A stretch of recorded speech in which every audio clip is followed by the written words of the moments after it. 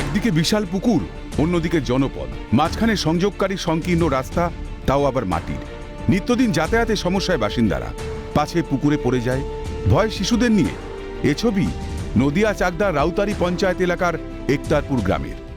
এই যে রাস্তা ভেঙে ঢুকে গেছে, রাস্তা নাই, পুকুরের ড্যাম নাই, এই চলি খুব কষ্ট চলি, বাচ্চারা পড়ে যায়। আবার যদি খুব বর্ষা হয়, বর্ষার সময় তো আমরা বেরোতেই পারি না, একটাই রাস্তা, আর কোনো রাস্তা নেই। পড়ে যাবে।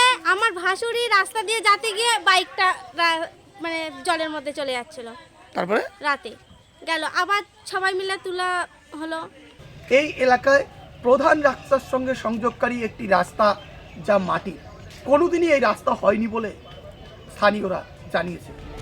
ভোট আসে ভোট যায়, কেউ কথা রাখে না, অভিযোগের সুর স্থানীয়দের।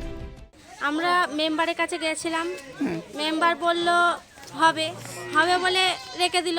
আবার মেম্বার আসলে বললে হবে, সেও বললে রেখে দিলে, আর হলোই না। ভোট যেই আসে সেই বলে হবে হবে হবে। যারা গ্রামের মেম্বার সভাপতি দায়িত্ব ছিল তাদেরকেও জানিয়েছি, তারা বিষয়টা ক্যাজুয়ালি নিয়ে নিয়েছে। আমরা গরিব মানুষ তো, আমাদের অতটা মানে গুরুত্ব দেয়নি, এখনো দিচ্ছে না। আমাদের সমস্যা হচ্ছে, সমস্যা স্বীকার করে ব্যবস্থা নেওয়ার আশ্বাস পঞ্চায়েত সদস্যের।